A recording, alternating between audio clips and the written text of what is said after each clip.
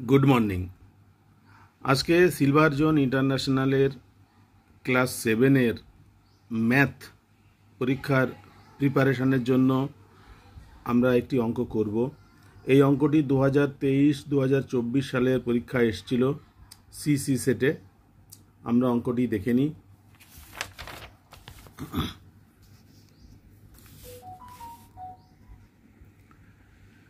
অঙ্কটি 5 দাগে আছে।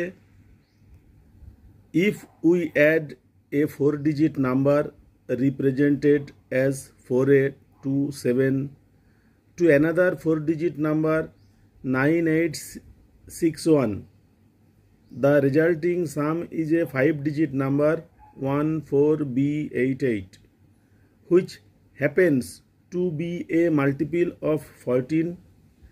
In this scenario, the value of A into B is. অঙ্কটির অনুবাদ করলে এরকম হয়, যদি আমরা একটি 4-ডিজিট নম্বর 4827 তার সঙ্গে আরেকটি 4-ডিজিট নম্বর 9861 অ্যাড করি, তাহলে আমরা 5-ডিজিট একটি নাম্বার পাবো 14B88, যে নাম্বারটি 14 এর গুণিতক। তাহলে A ইন্টু বি এর মান কত হবে? চারটি অপশান দেওয়া আছে, 28, 24, 35, 25। আমরা অঙ্কটি করব, কিন্তু তার আগে একটু যোগ বিয়োগ সম্পর্কে প্রাথমিক আলোচনাটা করে নিই। এই আলোচনাটি খুব দরকার।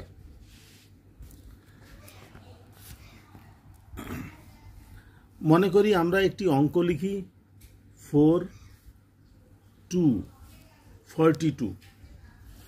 এটাকে বাংলা নিয়মে আমরা একক আর 4কে দশক হিসাবে লিখতে পারি। ইংরেজিতে এটা ওয়ান্স, এটা টেন্স। 42 মানে কি? আমরা দশক মানে গুণ 10, দশক ঘরে যে অঙ্কগুলো থাকে তাকে 10 দিয়ে গুণ করতে হয়। তাহলে 42কে আমি লিখতে পারি 4 ইন্টু 10 প্লাস 2, তার মানে 40 যোগ 2, তার মানে 42, 42। আমরা 42কে এভাবেও লিখতে পারি 30 যোগ 12, তাহলে দশকের অঙ্কে আমি লিখতে পারি 3, আর এককের অঙ্কে যদি 12 লিখি তাহলেও মানটা 42 হয়।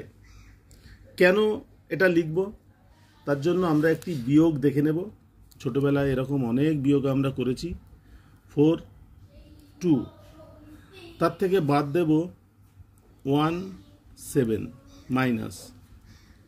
আমরা বিয়োগ করার সময় কি করি? উপরের অঙ্কটা যদি ছোট থাকে তাহলে আমরা এর সঙ্গে 10 যোগ করি এবং সেই 10 দশকের অঙ্ক থেকে বাদ দিই। তার মানে আমি 42কে আমি এইভাবে লিখতে পারি 3, এটা দশকের অঙ্ক, আর এককের অঙ্কে 12, কারণ উপরেরটা ছোট, এর সঙ্গে 10 যোগ করে ধরতে হবে। 7 আর কত হলে 12 হয়? উত্তর হচ্ছে 5। যেহেতু এখানে 12 ধরা হয়েছে, সেজন্য এটার থেকে, এই 4-এর থেকে 1 বাদ দিতে হবে। তাহলে 4-এর থেকে 1 বাদ দিলে হবে 3, 3-এর থেকে 1 বাদ দিলে হবে 2। এটাকে সহজভাবে আমরা এইভাবে লিখেছি, দশকের অঙ্কে 3, এককের অঙ্কে 12, তার থেকে বাদ যাবে 17। 7 আর 5 12, 2 হাতে 1, এখানে আর 1 ধরা হবে না, কারণ এখানে 12ই ধরা হয়েছে।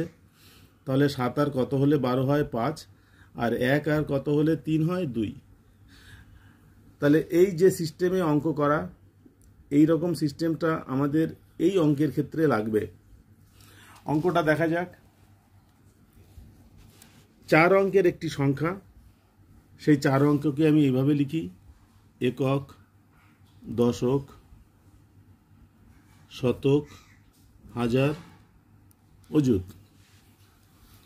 4 অঙ্কের সংখ্যা 4A 27। এর সঙ্গে যোগ করতে হবে আরেকটি অঙ্ক 9861।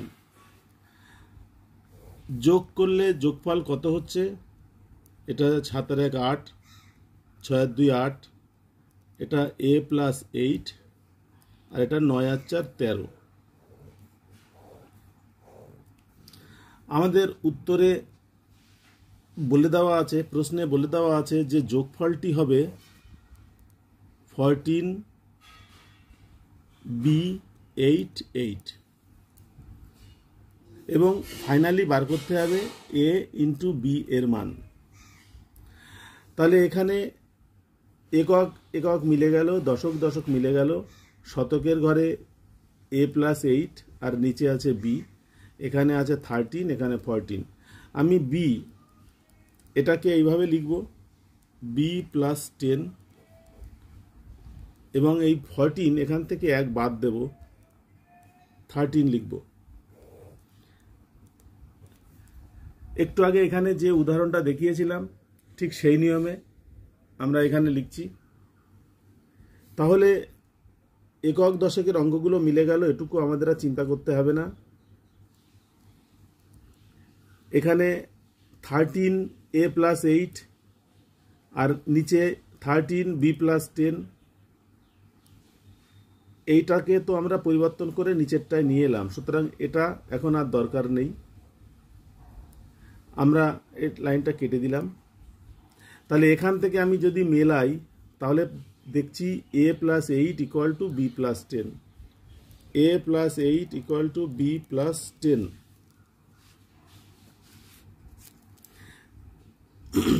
যদি b কে এই পাশে পাঠাই তাহলে a মাইনাস b, আর 8 কে যদি এ পাশে পাঠাই তাহলে 10 মাইনাস 8, তার মানে আমি লিখতে পারি a minus b equal to 2। তাহলে আমরা পেলাম a minus b equal to 2। এখন আমাদের দেখতে হবে a এবং b এর মান কি কি হতে পারে। আমি লিখি a b a minus b। a এর মান যদি 2 হয়, b এর মান যদি 0 হয়, তাহলে a মাইনাস b সমান 2 হবে। আর a এর মান যদি 3 হয়, b এর মান 1 হয়, তাহলে এর মান 2 হবে। a এর মান যদি 4 হয়, b এর মান যদি 2 হয়, তাহলে 2 হবে। এখানে আর একটা অপশান দরকার, সেটা হচ্ছে a গুণ b এর মান কত। এখানে a গুণ b এর মান হবে 0, কারণ 2 গুণ 0 করলে 0 হবে, সুতরাং এটি আমাদের হবে না। আমাদের অপশান কি কি আছে একটু লিখে নিই। এতে অপশান আছে 28, বিতে আছে 24, সিতে আছে 35, ডিতে আছে 25। তাহলে এই চারটের কোনোটি এখানে গুণফল এলো না, সেজন্য এটা নেব না। a এর মান 3, b এর মান 1 হলে গুণফল হচ্ছে 3, এটাও নেব না। a এর মান 4, b এর মান 2, গুণফল হবে 8, এটাও নেব না। a এর মান হতে পারে 5, b এর মান 3, a মাইনাস b 2, তাহলে গুণফল হবে 15, এটাও নেব না। a এর মান 6, b এর মান 4 হলে গুণফল হবে 24, এটা একটা অপশান হতে পারে 24। a এর মান 7, b এর মান 5, বিয়োগফল 2, গুণফল হবে 35, 35, এটাও একটা অপশান হতে পারে। a এর মান 8, b এর মান 6, বিয়োগফল 2 আর গুণফল হবে 6 টা 48, এটা অপশানে নেই, এটা হবে না। a এর মান 5, b এর মান 7, বিয়োগফল 2, গুণফল হবে 63, এটাও কোনো অপশানে নেই। তাহলে অপশানে যেটা আছে সেটা হচ্ছে a এর মান 6, b এর মান 4 এবং a এর মান 7, b এর মান 5। আমরা যে 5 অঙ্কের সংখ্যাটি পাবো প্রশ্নে বলা ছিল সেটি হচ্ছে 14b88 এবং এই সংখ্যাকে 14 দিয়ে ভাগ করা যাবে, কারণ মাল্টিপল অফ 14 বলা আছে। এখন b এর মান আমরা বসিয়ে দেখব। বি এর মান যদি 4 হয় তাহলে এখানে সংখ্যাটি পাবো 14488, আর বি এর মান যদি 5 হয় তাহলে সংখ্যাটি পাবো 14588। এর মধ্যে কোন সংখ্যাটি 14 এর মাল্টিপিল সেটা বার করতে হবে। আমরা জানি 14কে উৎপাদকে বিশ্লেষণ করলে দুটি সংখ্যা পাই, একটা হচ্ছে 2, একটা হচ্ছে 7। সমস্ত জোড় সংখ্যা 2 দিয়ে ভাগ করলে মিলবে, এখানে দুটোই জোড় সংখ্যা মিলবে। এখন কোনটা 7 দিয়ে ভাগ করলে মিলবে সেটা আমাদের বার করতে হবে। আমরা যদি প্রথম সংখ্যাটাকে ভাগ করি 7 দিয়ে, ভাগ 7 ইকুয়াল টু হবে 7 দুগুণে 14, মিলে গেল। 4 নামলো, 4-এর মধ্যে যায় না, 0। 48, 8 নামবে, 7 7 49, বেশি হয়ে যায়, 6 7 42। 48 থেকে 42 বাদ দিলে থাকবে 6, তারপরে 8 দিলে 68, এটা 7 নং 63। মিলছে না, তাহলে এটা হবে না। এটাকে 7 দিয়ে ভাগ করা যায় কিনা দেখতে হবে, মেলে কিনা।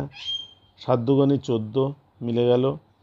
5 নামলো, 5-এর মধ্যে যায় না, 0। 5-এর পরে 8, 7 8 56, 58 থেকে 56 বাদ দিলে থাকবে 2, 2-এর পরে 8 আসলে 28, 4 7 28। এটা 7 দিয়ে ভাগ করলে মিলে যাবে, তাহলে বি এর মান হচ্ছে 5। বি এর মান 5 মানে এটা, তাহলে এ হবে 7, তাহলে অ্যান্সার হবে 35। অ্যান্সার হচ্ছে সি, এই অঙ্কটার অ্যান্সার সি।